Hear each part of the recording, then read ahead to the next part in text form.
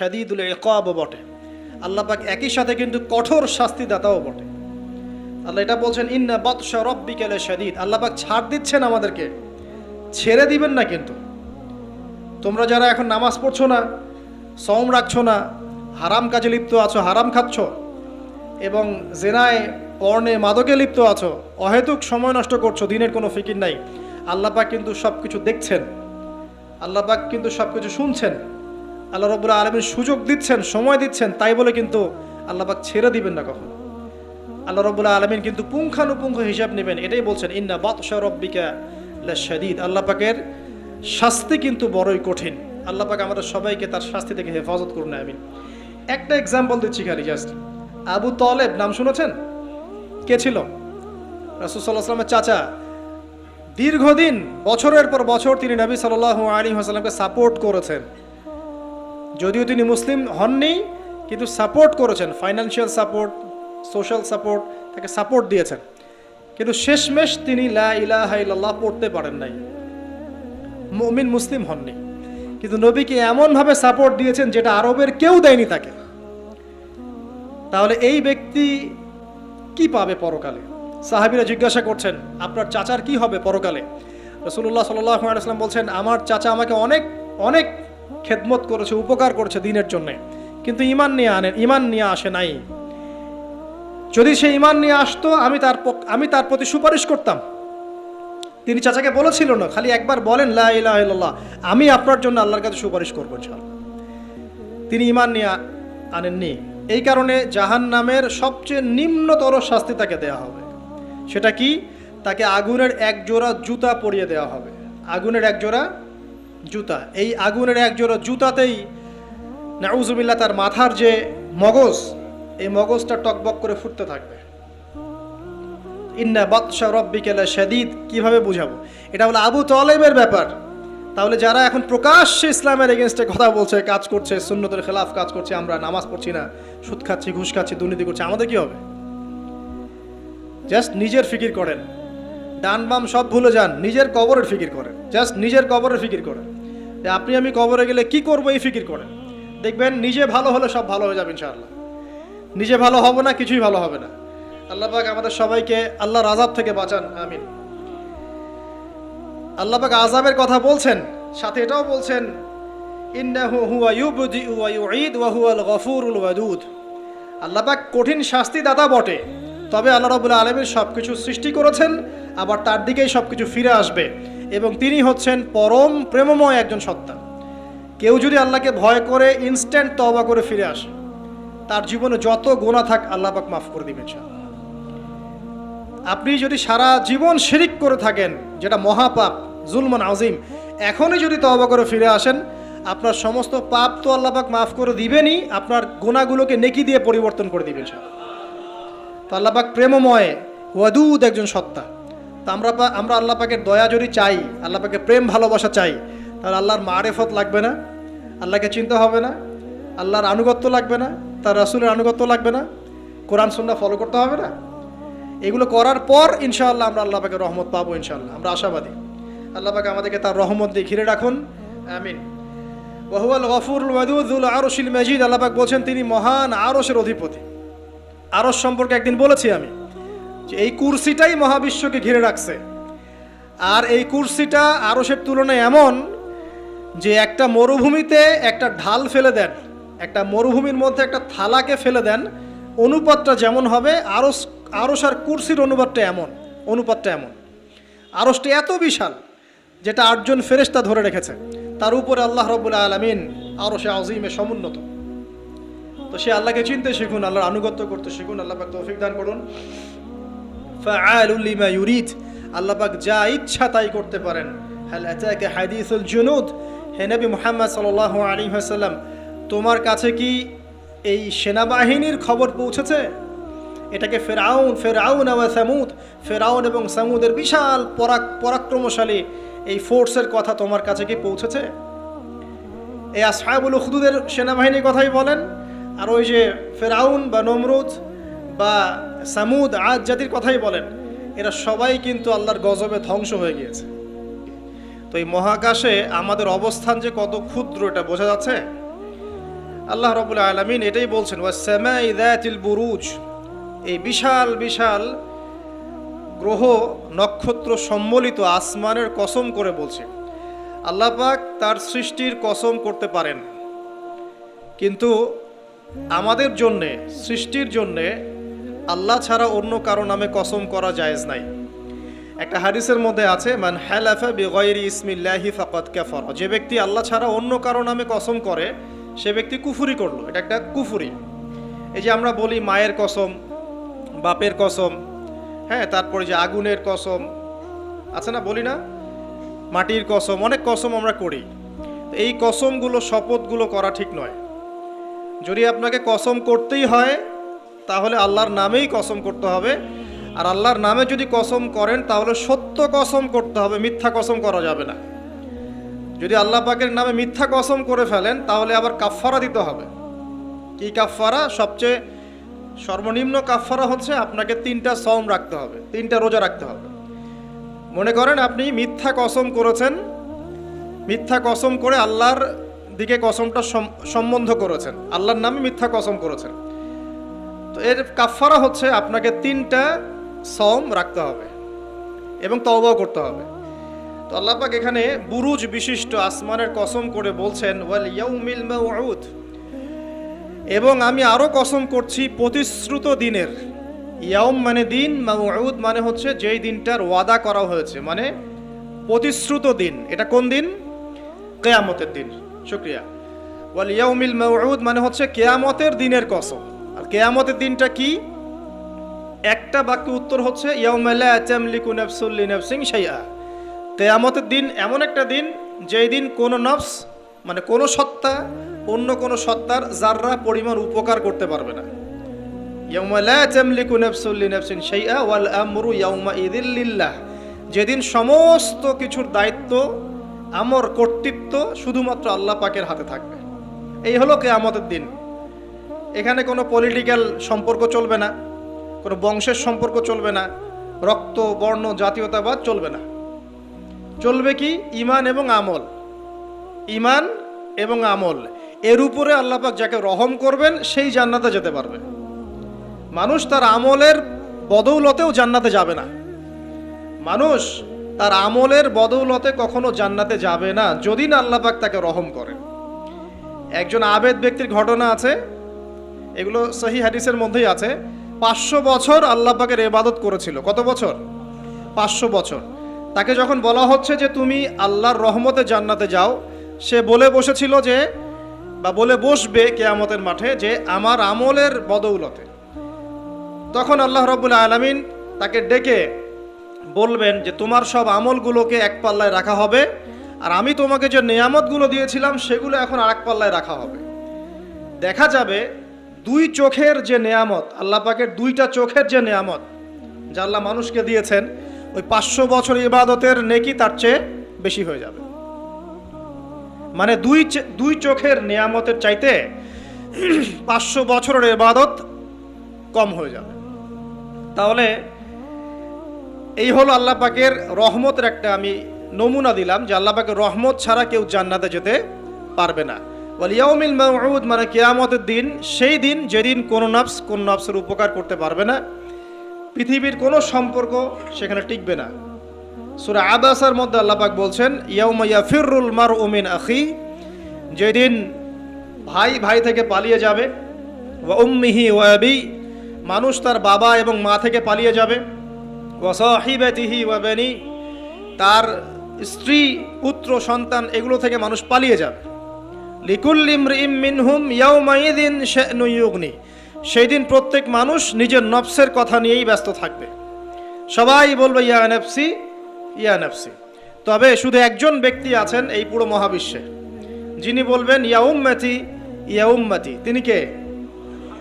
আমাদের প্রিয় নবী মুহাম্মদুর রাসূলুল্লাহ সাল্লাল্লাহু আলাইহি ওয়াসাল্লাম, এই একমাত্র মানুষ যিনি আল্লাহ পাকের সামনে কিয়ামতের মাঠে বলবেন ইয়া উম্মতি ইয়া উম্মতি, হায় আমার, হে আল্লাহ আমার উম্মত, হে আল্লাহ আমার উম্মত। আজকে সেই নবীর আদর্শ আমরা ভুলে গেছি। সেই নবীর সুন্নত পালন করতে গেলে লজ্জা লাগে।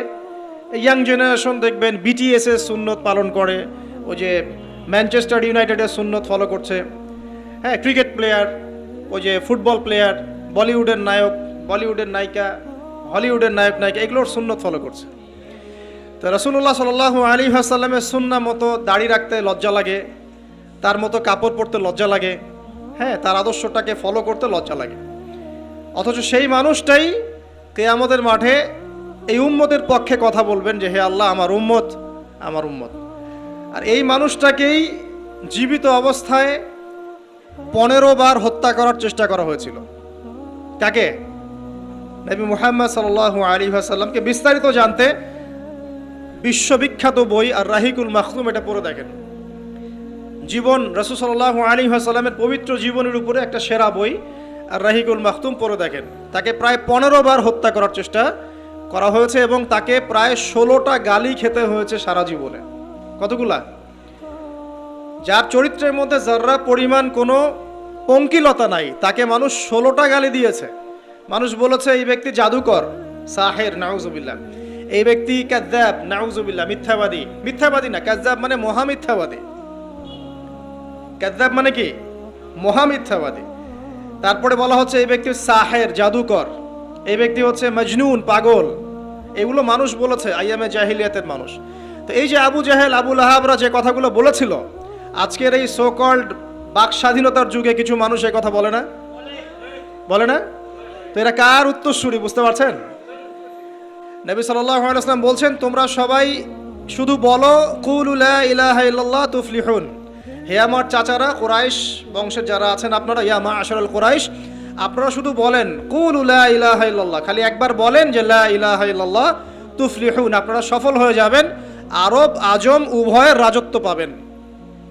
নবীজি বলছেন। তখন আবু লাহাব হাততালি দিয়ে বলছিল, আলি হাদা জামাআতানা, এই জন্যে আমাদেরকে এখানে একত্রিত করেছো? তখনই হাততালি দিয়ে পাথর নিয়ে রাসূল সাল্লাল্লাহু আলাইহি ওয়াসাল্লামের দিকে নিক্ষেপ করেছে। নাউযুবিল্লাহ। তো তখনই আল্লাহ পাক আয়াত নাজিল করলেন। কোন আয়াত? তাব্বাত ইয়াদা আবি লাহাবিন ওয়া তাব, ধ্বংস হোক আবু লাহাবের দুই হাত, যে দু হাত দিয়ে সে পাথর নিক্ষেপ করেছে, ওয়া তাব, এবং সে নিজেও ধ্বংস হোক। দেখেন, কিয়ামত পর্যন্ত কোরআন থাকবে না, এই সূরাটা থাকবে না। তো কিয়ামত পর্যন্ত মানুষ কোরআন তেলাওয়াতের মধ্য দিয়ে আবু লাহাবকে গালি দিবে, দিবে না? কিয়ামত পর্যন্ত মানুষ কোরআন তেলাওয়াতের মধ্য দিয়ে আবু লাহাবকে কিন্তু অভিসম্পাত করতে থাকবে যে তুমি ধ্বংস হও, তোমার দুই হাত ধ্বংস হোক। এই হলো নবী সাল্লাল্লাহু আলাইহি ওয়াসাল্লামের শান। তাকে কষ্ট দিচ্ছে মানুষ, বলছে যে মুহাম্মদ সাল্লাল্লাহু আলাইহি ওয়াসাল্লাম এমন ব্যক্তি যার সন্তান জীবিত থাকে না, পুত্র সন্তান জীবিত থাকে না। তখন আল্লাহ রাব্বুল আলামিন আয়াত নাজিল করলেন, ইন্না আ'তাইনাকাল কাউসার, নিশ্চয়ই আমি আপনাকে কাউসার, মহান মর্যাদা দিয়েছি। এটা শুধু হাউজে কাউসারই নয়, কিন্তু হাউজে কাউসার সহ এই যে দুনিয়ার তার সম্মান, তার নাম শুনলে আমরা দরুদ পড়ি, তার ইজ্জত, তার শান শওকাত, এগুলোও কাউসার, সবই কাউসার। তো নিশ্চয় আমি আপনাকে কাউসার দিয়ে দিয়েছি। ফাসাল্লি লিরাব্বিকা ওয়ানহার, আপনি মন খারাপ করেন না, আপনি আপনার রবের জন্য সালাত আদায় করেন, তার পথে স্যাক্রিফাইস করেন। কুরবানি মানে শুধু কিন্তু পশু কুরবানি নয়, এখানে তার পথে আত্মত্যাগ করা, যেটা রাসূল সাল্লাল্লাহু আলাইহি ওয়াসাল্লাম সারা জীবন করে গেছেন। ইন্না শানিয়াকা হুয়াল আবতার, নিশ্চয়ই আপনার যারা শত্রু এরা সব নির্বংশ হয়ে যাবে। তো ওই যে আবু লাহাবের, আবু জাহেলের সুন্নতগুলো কিন্তু এখনো চালু আছে। দেখবেন সুযোগ পেলেই মানুষ রাসূলুল্লাহ সাল্লাল্লাহু আলাইহি ওয়াসাল্লামের পবিত্র চরিত্র নিয়ে কথা বলে। তো যারা অজ্ঞ তাদের ব্যাপারে আমাদের আফসোস অতটা নয় যতটা আমাদের এই মুসলিম যুবকদেরকে নিয়ে আমাদের আফসোস। এই মুসলিম পরিবারে জন্মগ্রহণ করার পরেও আজ পর্যন্ত কেউ রাসূলের জীবনী পড়ে দেখলো না, আজ পর্যন্ত রাসূলের সুন্নাত ফলো করার সুযোগ হলো না, তৌফিক হলো না। 5 ওয়াক্ত নামাজটুকু পড়তে পারছেন না, দাড়িটা ছাড়তে পারছেন না, টাকনুর উপরে কাপড় উঠাতে পারছেন না, হারাম রিজিক ছাড়তে পারছেন না, মাদক ছাড়তে পারছেন না, জিনা পর্ন ছাড়তে পারছেন না। অথচ আপনি রাসূলুল্লাহ সাল্লাল্লাহু আলাইহি ওয়াসাল্লামের উম্মত।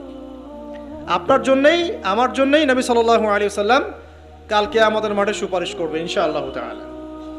তো সুপারিশ পেতে হলে তো যোগ্য হতে হবে নাকি? একটা সুপারিশ পেতে হলে তো যোগ্য হতে হবে। যোগ্যতা কি? এক বাক্যে উত্তর হচ্ছে আপনার 24 ঘন্টাকে আপনি নবী সাল্লাল্লাহু আলাইহি ওয়াসাল্লামের সুন্নাহ দিয়ে ঢেলে সাজাবেন। একদম উঠবেন, বসবেন, খাবেন, চলবেন, ফিরবেন, কথা বলবেন, নামাজ পড়বেন, যত কাজ আছে সব হবে কার তরিকায়? রাসূল সাল্লাল্লাহু আলাইহি ওয়াসাল্লামের তরিকায়।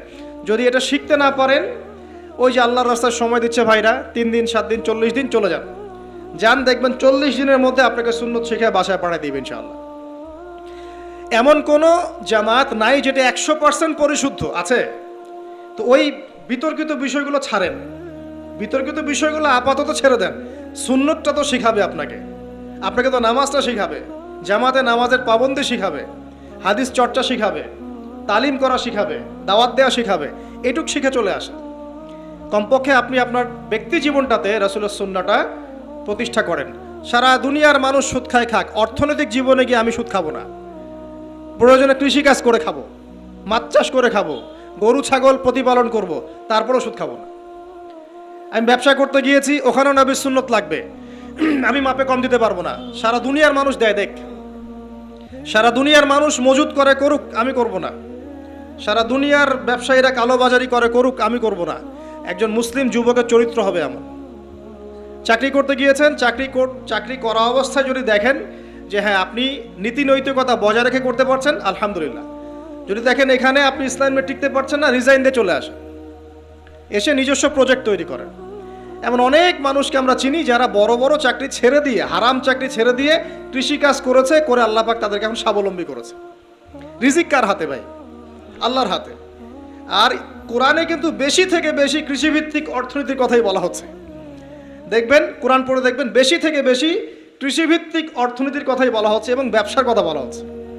এর মানে এই না আপনি চাকরি করতে পারবেন না, পারবেন। যদি আপনি চাকরি করা অবস্থায় কোরআন সুন্নাহ ফলো করতে পারেন, আলহামদুলিল্লাহ।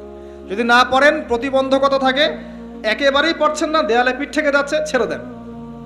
পরকালটাকে ইহকালের জন্য নষ্ট করেন না। আল্লাহ পাক বোঝার তৌফিক দান করুন। এবার সমাজ চালাবেন, এখানেও রাসূলের সুন্নাহ প্রয়োজন আছে। মন গড়া সুন্নত দিয়ে সমাজ সংস্কার হবে না, রাসূলের সুন্নত দিয়েই সমাজ সংস্কার হবে ইনশাআল্লাহ তাআলা। দাওয়াতি কাজ করব, সেখানেও রাসূলের সুন্নত লাগবে। মন গড়া স্টাইলে দাওয়াতি কাজ করা যাবে না। যেটা বলবো, যেটা করব, যেটা মানুষের জন্য কল্যাণকর মনে করব, এটা রাসূলের পক্ষ থেকে দলিল থাকতে হবে। আল্লাহ পাক আমাদেরকে বোঝার তৌফিক দান করুন, আমিন। এবং এখানে শৈথিল্যতা প্রদর্শন করা যাবে না দাওয়াতের ক্ষেত্রে।